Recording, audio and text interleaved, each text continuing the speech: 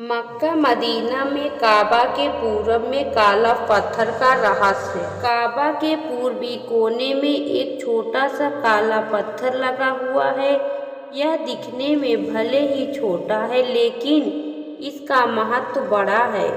यह पत्थर चारों ओर से चांदी के फ्रेम में जड़ा हुआ है। अरबी भाषा में इस पत्थर को अल हजरू अल अस्वद कहा जाता है।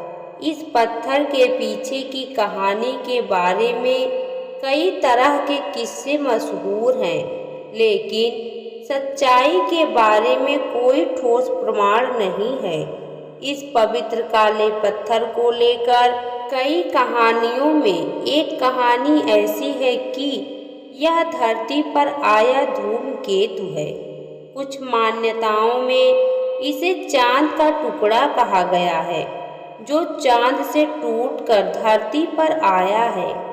दरअसल इस पत्थर को लेकर तरह तरह की बातें हैं। इस्लाम में काबा के जिस काले पत्थर को सबसे पवित्र माना गया है, उसका जिक्र कुरान में नहीं मिलता। इसके पीछे एक धारणा यह है कि यह पत्थर मोहम्मद साहब के धरती से जाने के बाद अस्तित्व में आया, लेकिन ऐसा नहीं है कि इसका जिक्र इस्लाम के दूसरे ग्रंथों में नहीं है। इस्लाम को मानने वाले कुरान के बाद हदीस पर यकीन करते हैं।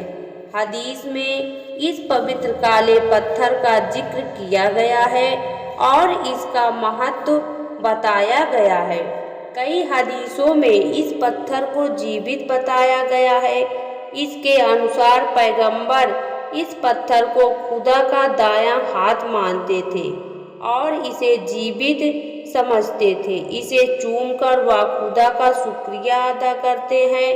पैगंबर ने इस पत्थर को चूमा था, इसलिए यह परंपरा बन गई कि हाजी इसे चूमेंगे। लेकिन अब बड़ी संख्या में हाजी आने लगे हैं, इसलिए हर किसी के लिए इसे छूना और चूमना संभव नहीं रह गया।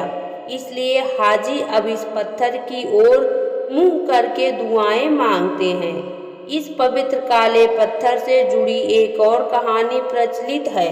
पैगंबर इब्राहिम को जब खुदा ने काबा बनाने के लिए कहा, तो इसके निर्माण के अंतिम समय में इन्होंने देखा कि काबा के पूर्वी भाग में एक छोटा सा खाली स्थान रह गया है।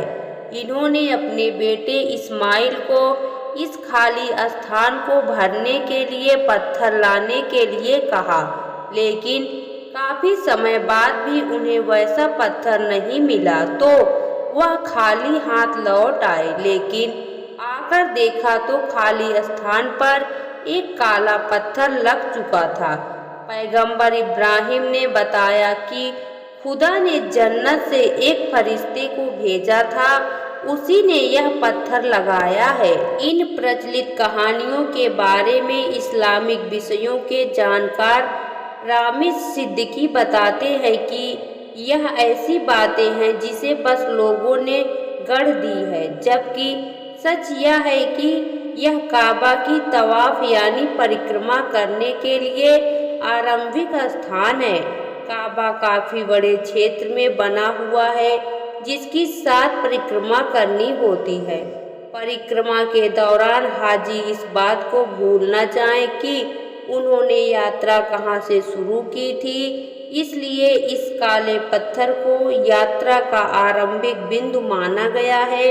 इस काले पत्थर को चूमने की परंपरा इसलिए बन गई कि मोहम्मद साहब जब काबा की यात्रा पर आए थे, तो उन्होंने इसे चूमा था। इसकी वजह यह थी कि काबा कई बार बना और पैगंबर इब्राहिम द्वारा बनवाए गए काबा का एकमात्र अवशेष यह काला पत्थर बचा था।